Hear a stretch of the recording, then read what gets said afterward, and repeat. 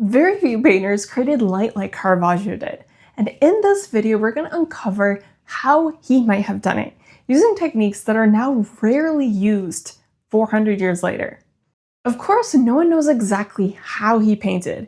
His methods were never written down, and parts of his paintings have changed over time. They've darkened or faded, or even maybe layers of them have been lost. But that mystery is also part of what makes his work so interesting, and it's also what inspired me to paint in the spirit of Caravaggio, and see what we can learn by painting light and form the way he may have done. And even though we can't fully recreate his process, we can still get close and learn something new about how light actually works in paint. Now, before I start my painting of actually applying Caravaggio's methods and techniques, I wanted to do a little bit of research into what those techniques actually were and the materials that he used. And I got out my book by Sir Charles Loch-Esake, who was a British painter, art historian, and also the first director of the National Gallery, which I didn't know about before. But this book is actually amazing. A side note, really dense, but incredible book, just spanning huge just areas of art history of all the techniques and materials that just artists used from the medieval time periods through the Renaissance. Unfortunately, Caravaggio isn't in this book because it doesn't really cover the Baroque period. However, this was still useful to go through and kind of see materials and kind of techniques that were used before Caravaggio's time, because in a way these were techniques that he probably would have learned. And as we will learn in this video, he would change some of these techniques that he did learn and that were prevalent in his time. Now, thankfully, I was able to get information specifically pertaining to Caravaggio. And the National Gallery, for example, they have done studies on his paintings and written about just what they've uncovered about his paintings. So I was able to use some of that information in this video. And other galleries have done similar studies. So I'm really grateful to live in a day and age where we're able to get just such amazing information about all these paintings that came before us.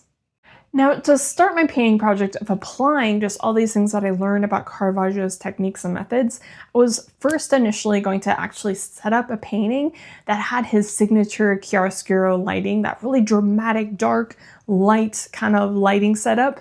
But then actually, after thinking about it, I felt it would be more compelling and would learn more about his methods and techniques by actually doing a master copy after a Caravaggio painting, because could directly see his painting process and work on kind of just sort of deconstructing that and applying that to my own painting. So to choose a painting, I took out my book of Caravaggio's complete works, so I got to look at all of his paintings to choose one, and I ended up picking this one. It's a painting that's at the Kunsthistorisches Museum in Vienna, and I absolutely love the painting that he has done here of him, of David. Beautiful, beautiful portrait. And I actually plan to just focus on this area. I feel like there isn't the need to do the whole entire painting, just kind of focus in on this.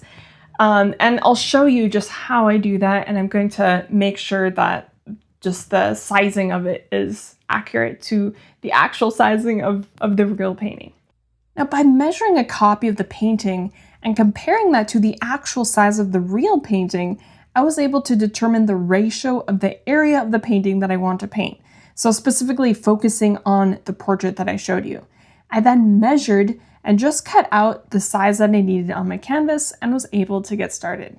Now, Caravaggio, of course, didn't start his paintings on a stark white surface. As we know, his paintings have this great contrast between dark and light. And so he kind of started with more neutral ground, something a little bit darker, but not black. It was kind of a neutral sort of earth tone Imprimatura that he would have most likely applied to the surface of his painting. So when I did my Imprimatura for the painting project, I used burnt umber, something kind of, he would have used something like that, something similar around that, and put that on the surface of my painting. I used turpenoid to apply it, but I had to really push myself to get it to be darker, because typically in my own work, I tend to make lighter value Imprimaturas. So I had to do a number of layers to get it, to push it to be darker. And honestly, I could have made it even darker than what I did. In the moment, it already feels so dark, so then it's hard to kind of push yourself more. But this is the reason why it's good to kind of get outside of your comfort zone and do things in a way that you're not accustomed to, that are very different. Now, the National Gallery has done some studies of Caravaggio's paintings using X-ray technology, and with that, they're able to see the different layers of Caravaggio's paintings, which I think is just really cool. And they can tell that he started his painting with kind of a value-first approach. So he kind of created a value map of sorts for himself.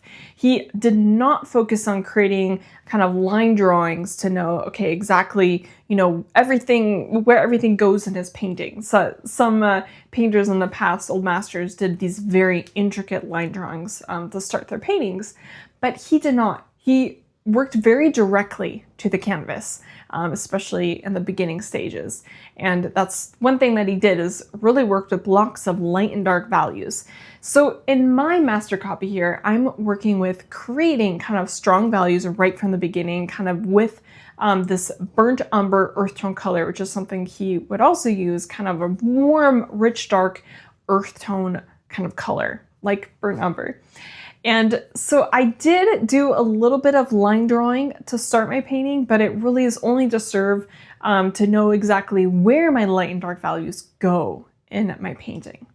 Now, before we get started with color in the master copy painting, I want to cover which colors Caravaggio likely used. Again, we can't know definitively which colors he used, but these that I'm going to be sharing with you are pretty close and historically accurate to what would have been on his palette. So first off, for white, he would have used lead white paint or Kremnitz white. For yellow, Caravaggio used lead tin yellow, which also contains lead. Now this is also still available today, but a non-toxic substitute could be Naples yellow. Earth tone colors were huge on Caravaggio's palette. They played a very big role because he used them a lot. And these are approximations to what would have been on his palette. Yellow ochre, which also of course acts as a yellow, burnt sienna, which also can act as a red, and then burnt umber, which is a rich brown. Now for the color red, vermilion served as a historic bright red color. It was likely used rather sparingly. Now this can also still be purchased today, though it's rather expensive.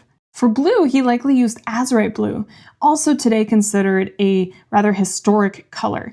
For green, Caravaggio may have used verdigris, though he likely did a lot of mixing his own green with blue and yellow. And then finally for black, he would have used ivory black or carbon black, a very important color in his palette considering how dark he would make his paintings. Now I actually apply color to the painting. I mix up a skin tone color by mixing some yellow ochre with white and a very small amount of red, and I just apply a thin layer over the light part of the portrait. Then I also work with that very dark background, and I start right from the beginning by creating that really dark contrast, that dark and light contrast that you see in Caravaggio. And from just researching and reading, I understand Caravaggio did work very directly on his painting. So he kind of went into wet often, and meaning also that he worked on the whole painting at once, kind of in the beginning especially. So he didn't work in one area and kind of get it very detailed in just a corner part and then work on another area and kind of work on that very detailed. He kind of worked on everything sort of at the same time. But that leads us into some really fascinating facts about Caravaggio's techniques and his way of painting. So he didn't just work directly. He of course also worked in layers, working with glazing and scumbling, which was of course very common in his time period.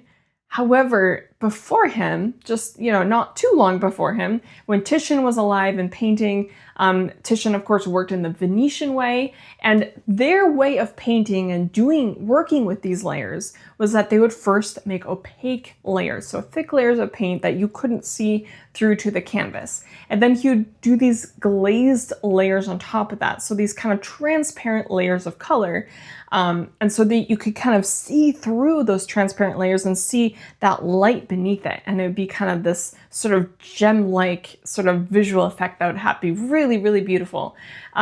Caravaggio, though, he did that differently. So he would also make opaque kind of light layers, But he wouldn't do that for the darker areas. For the darker areas, he would keep them more transparent, and he'd make these darker glazes over those areas, and so that you could see through kind of that darkness, and it would give this depth to the dark areas. And of course, the light areas, he would keep those opaque.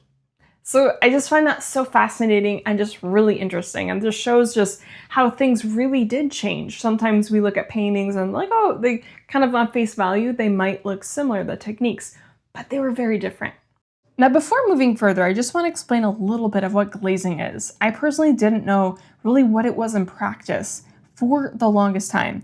But glazing means applying a very thin, transparent layer of oil over dry paint that's already on the canvas. You can think of it like a colored piece of glass or a tinted film over an area. It changes the color and tone underneath without hiding what's already there. So I'm now going to demonstrate to you just the basics of how it's done. You can use whichever color you think is needed as a thin layer. Here, I just happen to be using a yellow mixture. I dilute the paint with linseed oil. This is a very important step for making the glaze layer transparent. Then I apply it over an area that is dry. Now you can see that it doesn't cover anything, but just creates a transparent veil of color.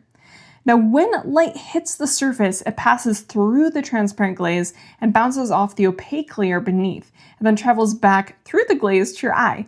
Now that gives the color a special depth and just inner glow that can't really be achieved with opaque paint.